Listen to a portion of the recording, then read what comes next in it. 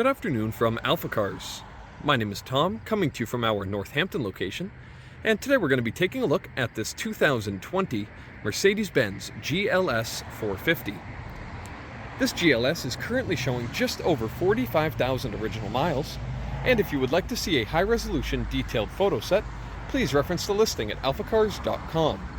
There, of course, you will also find a free included Carfax report, alongside a long list of technical data related to the vehicle's remaining tire and brake life, as well as individual readings from each panel using our paint depth gauge. But today I'll take you on a quick condition overview, showing you both the interior and the exterior of the GLS450, as well as going over some of the more interesting features. Now, starting here in the exterior, of course you'll find it finished in a beautiful metallic paint scheme. This is a really interesting blend of, I'd say, kind of a silver, a gray, and maybe just a little bit of gold in there, and it really gives it this unique look. You can see, I know we don't have direct sunlight right now, but you can see the way that metallic plays with the body lines really highlights all of the small, subtle styling cues that Mercedes-Benz designed into this newer version of the GLS, and I think it presents beautifully here on the exterior. Taking a look at these wheels, gorgeous 20-inch wheels in absolutely gorgeous shape. You'll find no curb rash around the outer lip of the wheel here, and you'll see that nice two-tone finish of a metallic gray on the interior of the spokes and the barrel, as well as that machined finish on the outer portion. As you can see, similar spec here in the rear, and again, very nice condition. You can see all of that black plastic cladding in very nice condition, working all the way up to the front of the vehicle, and the running boards looking nice just the same, featuring that nice black and silver contrast that you see elsewhere on the car. And real quick, we'll go really close to the panel so as to look for any dings, dents, or irregularities in the way the light reflects off the panel. And to my eye, I can only see one very, very subtle ding there. I don't even know if it's coming up on camera. You can just maybe see it there. It's super subtle. Doesn't really affect the outward appearance, but of course we like to highlight every little thing so you have confidence in the vehicle. You can see here on the upper portion you do have some nice stainless finish on those roof rails and on the window surrounds as well. Adds that little extra contrast to match those running boards. Presents beautifully. Now, looking at the front fascia of the vehicle, very attractive front end. It's very blunt nose, as you can see. Got a pretty aggressive look during the restyle here. You can see those headlights have a lot of interesting design elements in there and a lot of interesting technology.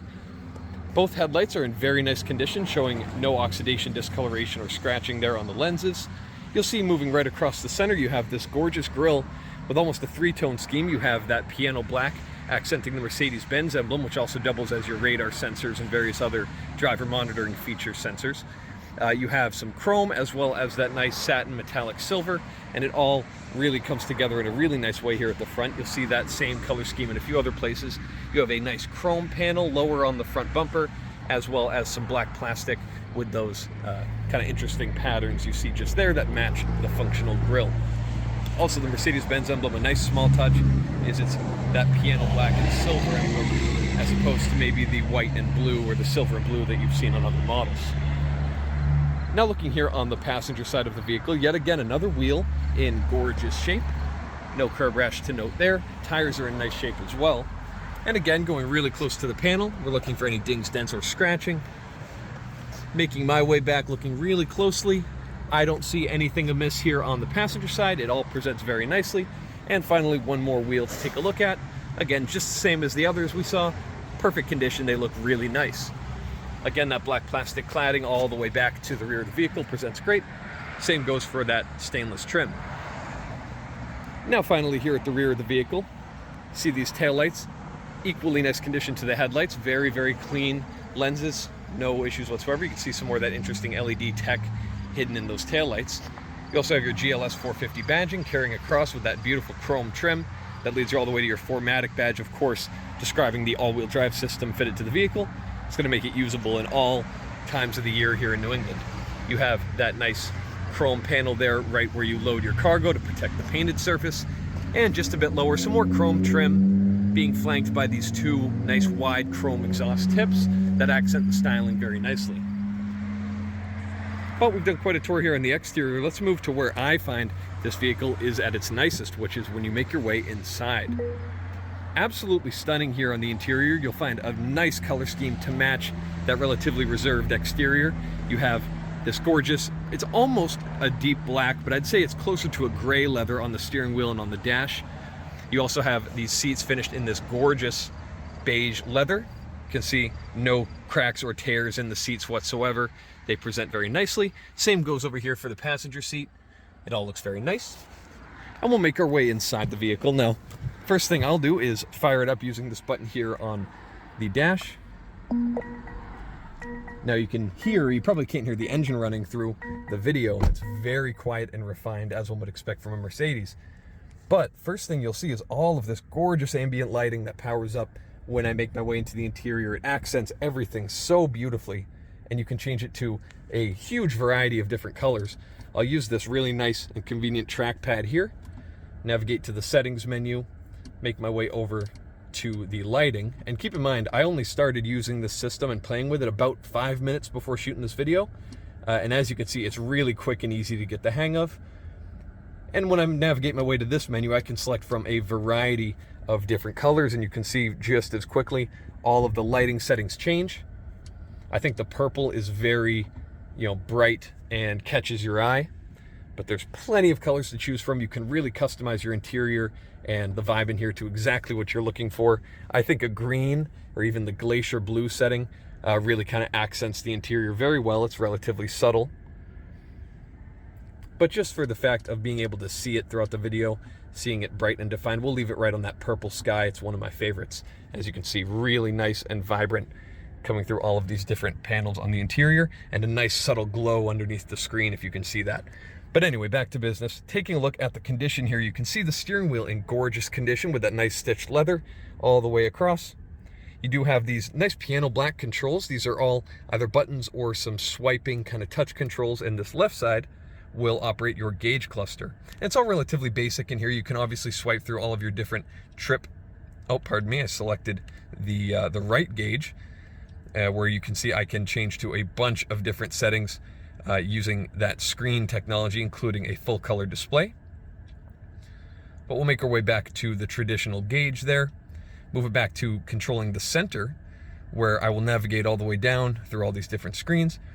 But if you prefer a slightly different look here in the gauge cluster, I can hit that home button in the corner, navigate all the way to the right to your designs. And if you prefer maybe a sportier look, with one tap here, I get this nice kind of aggressive yellow and red color scheme that, kind of instills that thought about sporty driving, looks aggressive, very clear and clean cut, not a whole lot of wasted information. And then progressive, which is a very interesting sort of futuristic look. And there's various different ways to customize the way this interior looks and feels. But for now, we'll just leave it on the classic gauges because I think that is the most traditional look. And we'll go back to the main screen here. But it's very easily learned, this system, and like I said, I just started playing with it, and I can already change so much in the interior, and I'm sure there's quite a bit I'm missing as well. You have your media controls here on the right, your, of course, traditional column-mounted gear selector, and again, that steering wheel's gorgeous with the silver trim and that slightly lighter than black leather all over the steering wheel, and matching your stitched dashboard all the way up here.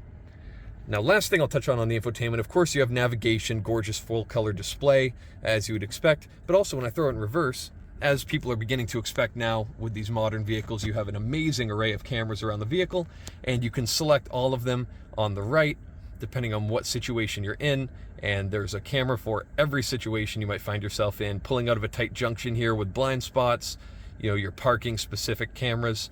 Really cool to see that. And of course, usually you have that 360 top-down view there right on the left. Really nice and convenient. As you can see, making our way across the rest of the interior, gorgeous air vents here with that nice dark wood grain finish trim that carries all the way to the door panels. You do have your seat controls, you have heated and ventilated seats, and that gorgeous Burmeister audio system. Not only does it look beautiful aesthetically with those speaker grills, but also the sound is tremendous. It really enhances the driving experience on this vehicle. Of course, your basic Mercedes climate controls, all of those switches in great shape, and they all function as you would expect. Looking here at the center console, of course, I pointed out before those grab handles with the ambient lighting accents. You also have this gorgeous piano black trim where when I slide it back, it's tricky with the left hand, as you slide it back, you see some cup holders and a wireless charging pad, as well as some media and charging inputs there. Again, your trackpad with your drive mode selector, various other vehicle function commands here, and your basic infotainment, navigation, radio, controls, just kind of shortcuts to get to whatever menu you like, and a nice little rest for your hand as you operate that trackpad. It's very ergonomically designed to be as comfortable as possible. And this final dedicated switch here for your vehicle ride height. If you need to get over that snow barrier that the plow leaves at the top of your driveway, you can bump up the ride height a little bit just to clear those certain obstacles when you find it necessary. It's nice convenience features like that Mercedes thought of in the GLS. So as you can see, really nice setup up here in the front. But before we make our way to the remaining 2 rows of seating, let's take a look under the hood at what powers the GLS450. I'll meet you there. All right, so as you can see, we've made our way here to the front of the GLS, where you can check out this gorgeous engine bay. It's very clean, as you would expect. Looking all the way around the engine bay, I like this forward panel. This looks to me to be some sort of composite material to save some weight here over the front end of the vehicle, as you want to keep most of that weight, between the wheelbase. And you can see this does feel to me like a composite. It certainly looks that way as well. Obviously some very nice materials in a premium vehicle like this. But of course we want to talk about this 3-liter turbocharged V6 powertrain. Now this is going to be around 362 horsepower output and 369 pound-feet of torque. And a lot of that torque is going to come in below 2,000 RPM, which is a great spec, especially when mated to a 9-speed automatic gearbox. You have a gear for any situation that you may find you need. And it's also going to help with efficiency. This vehicle, despite its quite large stature, is going to see 23 or so miles per gallon on the highway. The combined figures are on 22 or 21. So it's nice to see that in this 3-row family hauler. And of course, being a Mercedes, you can expect a refined powertrain in the front. It drives very smooth. But next up, I'm going to go get the 3rd row seat set up, and we'll take a look in the back of the GLS. All right, so now we'll make our way to the 2nd and 3rd rows on the GLS. Now, we'll make our way inside, and of course you'll find gorgeous materials utilized here for the 2nd row, just the same as the driver's seat. You'll see this really nice leather with these height adjustable armrests. You have full power seat operation on your door panel here, as well as some more of that gorgeous ambient lighting. And as I make my way inside, sitting behind where I comfortably drive the vehicle at 6'4", you can see I have an insane amount of legroom and headroom. I probably have close to 7 or 8 inches above my head, as you can probably see in the mirror there. Tons of room, and of course just an immense amount of knee room as well. I can sit back in a comfortable reclined position. I have my own climate adjustment and some cup holders, and of course those gorgeous door panels, and a nice view here of the front area. Now, of course, that's nice, but let's take a look at the 3rd row, because usually when you see such a massive 2nd row, you think, oh, well, surely the 3rd row has some sacrifices they've made. And before we take a look at those seats, I have to fold them up, and this is a really nice feature in the GLS. So, of course, one-touch operation, that tailgate's going to go right up with no issues. If you see any flickering, that's only due to the camera. These are LED lights, of course, and LED lights and cameras can have some strange effects, but it all looks perfect here.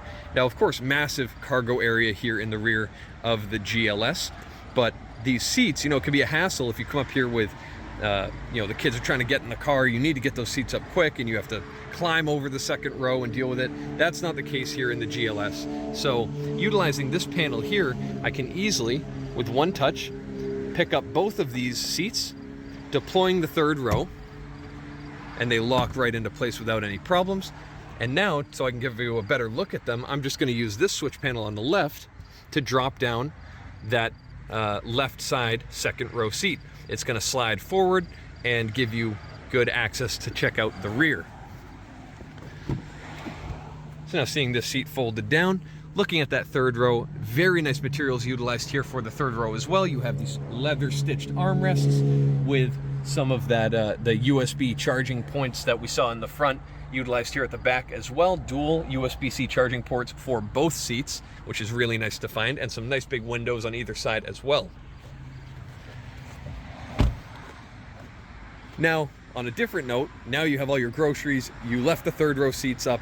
It's usually a hassle to fold them all down when you have all the groceries with you. Again, not a problem whatsoever. I'm just going to tap these switches on the left, and holding them down, I'm going to get these seats to rock forward. I might actually have to fold up this. Oh, nope, there it goes. All right. I was just waiting for the other seat to drop down.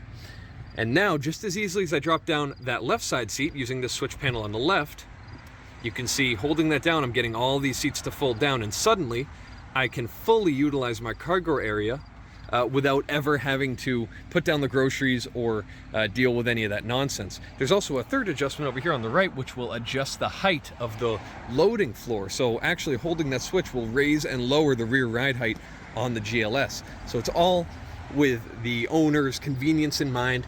Really nice to see all of these options. And just to show you those seats folding back up effortlessly.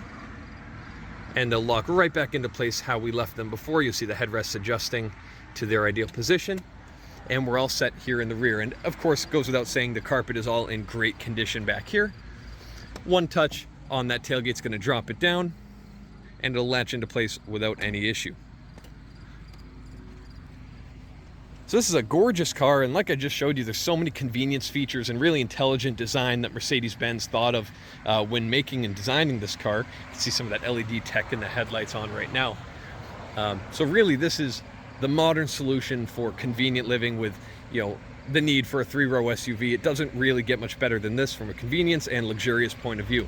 But if you have any further questions, I'm sure there's some stuff I missed with such a feature-rich car, please feel free to reach out to us. Check out the listing at alphacars.com, and there you're going to find all of the relevant contact information.